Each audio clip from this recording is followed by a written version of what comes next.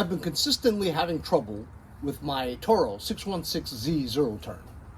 After using it for about half an hour or so, it all of a sudden starts to lose power and wants to stall. The only way you can keep it from stalling is putting it into idle and pull up the choke. So on full choke and lowest throttle, it still remains running. So I'm thinking it could be the fuel pump. I've never changed the gas lines from the front tank all the way to the fuel pump. So what I'm going to do to rule out the fuel system, the fuel pump, the fuel lines, gas tank, is to attach an outside gravity-fed fuel tank straight into the carburetor. That rules out the fuel system altogether. That way we don't have to mess with it. But I do have a feeling that it is the fuel system. Like I said, I've never changed the fuel lines over the years. I've had it for about 5 years. God knows when the fuel lines were ever replaced before that. Fuel lines do break down, they collapse, and they restrict the amount of fuel that's going to your fuel pump. The fuel pump is also very old too. I've never changed it. So the fuel pump, the metering diaphragm may be worn and very sloppy, therefore not pumping anymore. Could also be the line that goes from the pulse line into the crankcase. If that line has a crack or something, it doesn't pulse as good after you use it for a while. I'm gonna get a gravity-fed fuel tank, have it above the engine, and have it go straight into the carburetor, bypassing the fuel lines on this mower and the fuel pump. I've got some heavy boxes that I need to move out of the way because it's taking up tons of space in my garage, like these boxes of parts, especially this one here, where I have an entire engine that I'm in the middle of rebuilding. I just need a sump cover and I'm waiting for that. But in the meantime, I need to move this out of the way because it's taking up a lot of space. Inside here are also crankshafts and flywheels and cylinder heads, which are very, very heavy. Now, while I am very healthy, I am 56 years old. So lifting stuff all the time is not good for my back. So I got this in the mail yesterday from my new friends over at Kedsum. They sent me a 600-pound foldable Dolly. Comes in this carrying case bag. And there it is. It's a Dolly with 6 caster wheels on the bottom. So this little Dolly rolls on these 6 caster wheels with a brake on it, so you can step on it right over here, and then it locks this wheel. 2 of them are breakable wheels. So to use, if you want to extend it, here's a handle. Comes out just like your rolling luggage, just like your rolling suitcases that you take to the airport.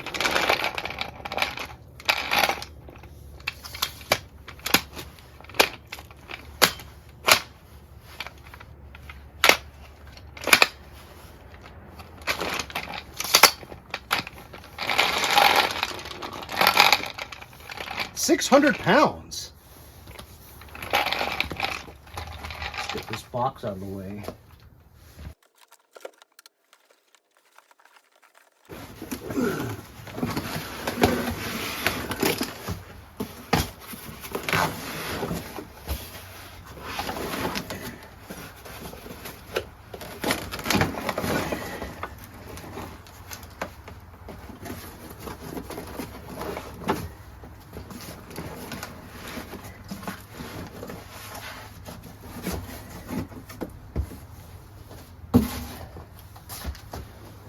There.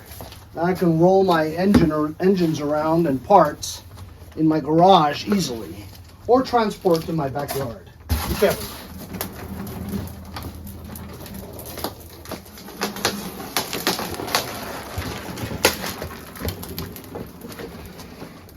So these engine parts are probably 200 pounds. Move them around.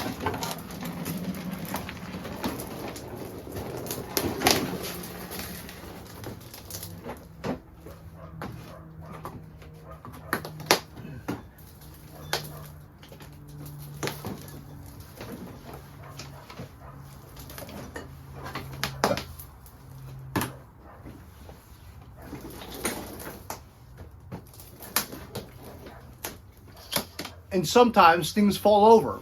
So it comes with these straps where you can strap your load onto the Kedsum hand truck. This is very convenient for guys like me who go around picking up stuff from the curb, trash, heavy equipment that you need to move around. It's very convenient. Like I said, it has the straps to tie down anything that might fall over, and a handy carrying case for you to carry it around in case you need it. This is the Kedsum, 600-pound capacity, 6-caster wheel with locking brakes, foldable, collapsible, hand truck dolly. Something that you need in a garage, or if you're a lawnmower picker like me. I'll leave a link in the description if you guys are interested. Now back to the video. From that same box of parts, I have this old gas tank off of a Briggs & Stratton 8.5 engine.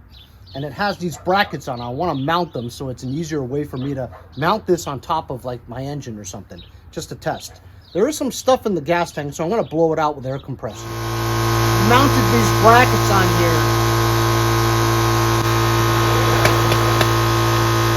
Some shop air. Blow it out.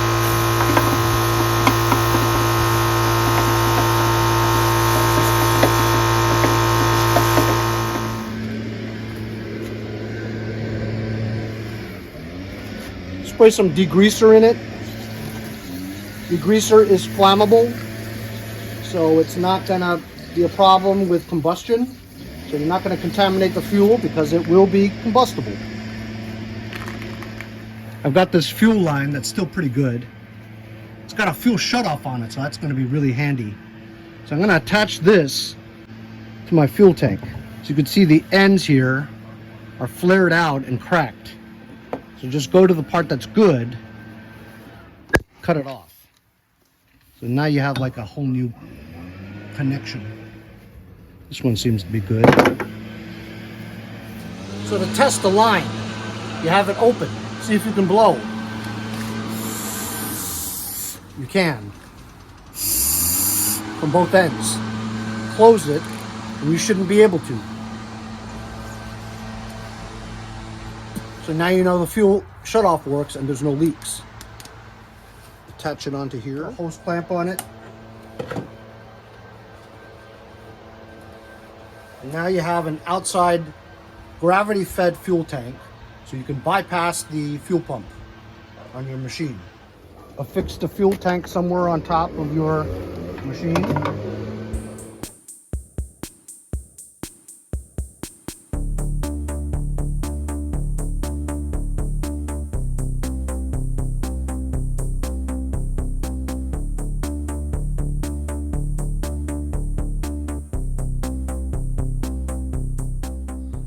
As you can see, I've mounted the gas tank on top of my engine, and I put a box there to make it nice and level.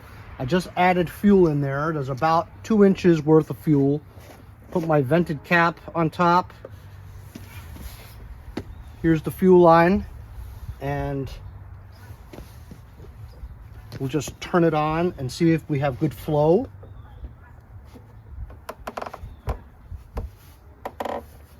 That's excellent flow. We know there's plenty of fuel coming out of here. Now I'm just going to attach this directly to the carburetor. It's hard for me to get to things, so I have to take off the bagger.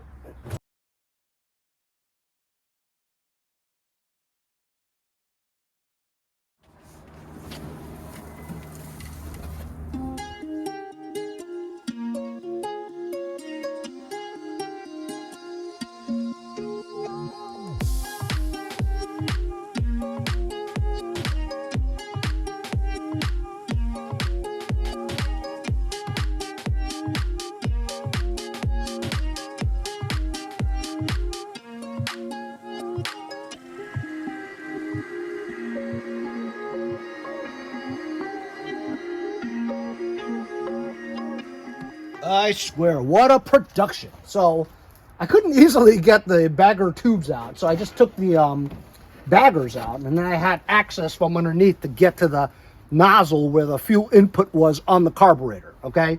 And even that was difficult because the diameter of the fuel line from the gas tank was thinner than the one that is supposed to go on the carburetor. So I got a regular size fuel line for lawn tractors attached to the carburetor. Then I attached it to a gravity-fed fuel filter. See?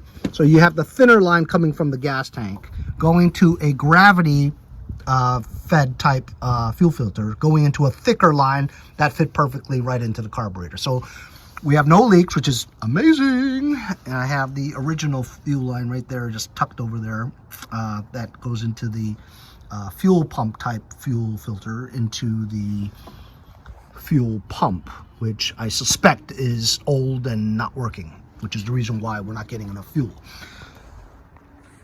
So this contraption here, gravity-fed fuel tank going right to the carburetor, you have no errors, no possibility of errors because we tested the flow, right? So we've got good flow of fuel going directly into the carburetor. So the carburetor will be fed with fuel. If this runs perfect, after this, we know that the problem is the fuel pump and possibly the fuel lines leading to the gas tank. If it still runs like shit, then we've at least ruled out the gas tank, the fuel lines, and the fuel pump. And it could be something possibly like the voltage regulator. It may not be the voltage regulator because it could be. No, not really. Could be spark plug wire, coil. Don't think it's magneto because even when this stalls, it starts right up right afterwards. So that's not the magneto. So it could be the ignition coil, spark plug wire. I don't think it's the carburetor because it runs fine on its own. So let's start her up, see if it runs good. So obviously I'm hoping that it runs good, because that way we know that if it runs good, that it's in the fuel pump. I don't want to go investigating some other shit, you know what I mean? All right, here we go. Yeah, it should be, fuel should be full in the carburetor bowl.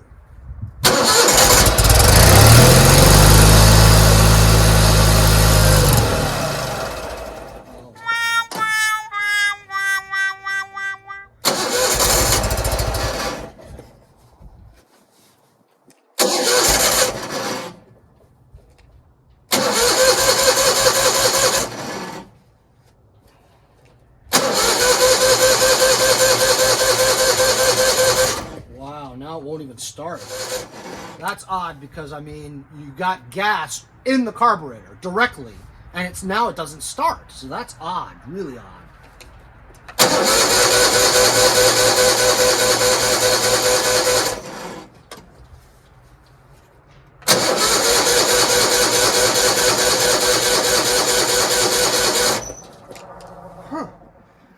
All right, I just checked. The fuel shutoff was still on, so there was no fuel going to the carburetor, and there was a ton of fuel over here, but I realized when I was cranking, the fuel pump was pumping fuel out. So I just shoved another fuel shutoff and turned it off so that no fuel would go flying out of here. Well, I don't think this is it then, because the fuel pump works just fine. All right, now it should be fuel going to the carburetor. Trickle, trickle, trickle. It should start now.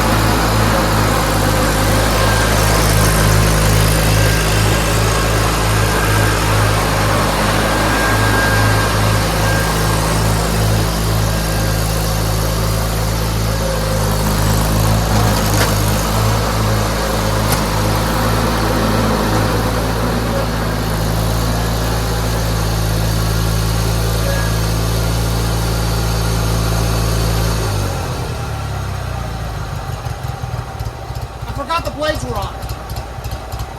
Looks like we fixed it. Where's the fuel pump?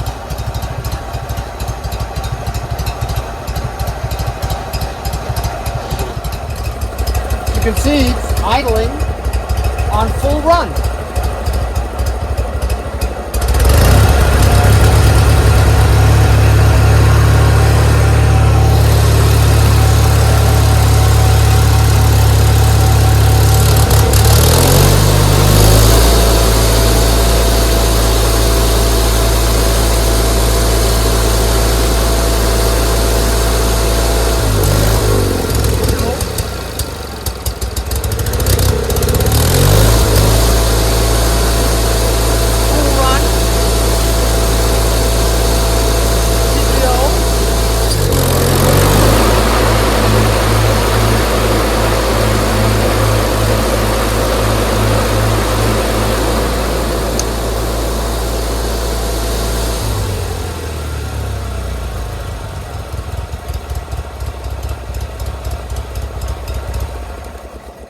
Awesome.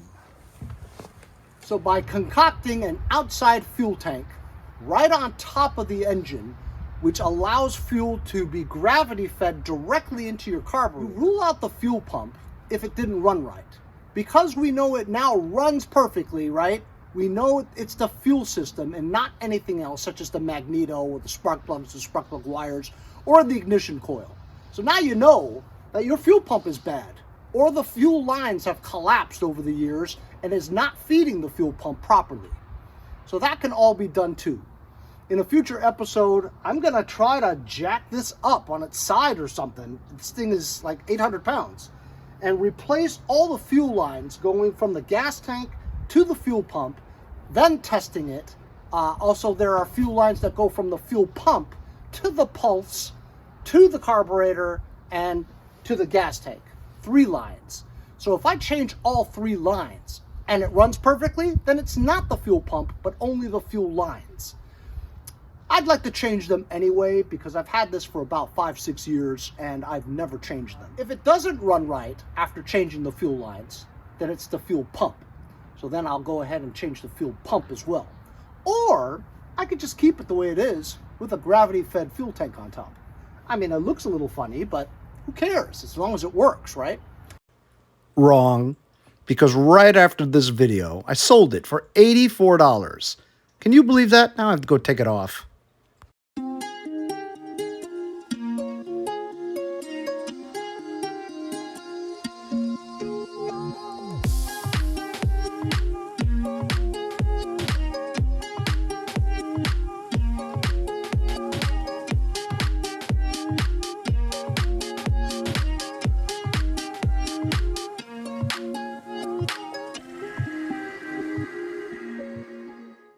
So it's winter now. I don't know if I'm gonna get it done like this winter. I might wait until spring or something like that. But right now, my lawnmower is gonna run just fine because we have that gravity-fed fuel tank on. Knowing how to troubleshoot individual parts on your lawnmower can save you a lot of time instead of throwing parts at it, not knowing what the real problem is. But today, we discovered that it's probably the fuel lines to the fuel pump. That existing fuel system is bad somewhere. We rectified that with an outside fuel tank. That's why getting that 8.5 Briggs & Stratton engine for free, locally from a guy who gave it away, I'm using that fuel tank to test. So it's very, very helpful. Hope you guys enjoyed this troubleshooting video. Remember to like, share, and subscribe so I can continue to bring you small engine content like this one.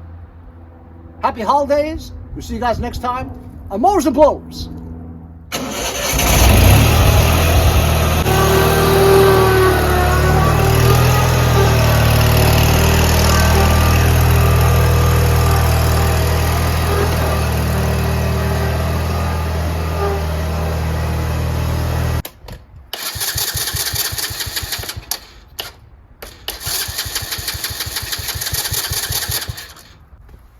Of course, now the quad doesn't work again. I really gotta fix that. I don't know why.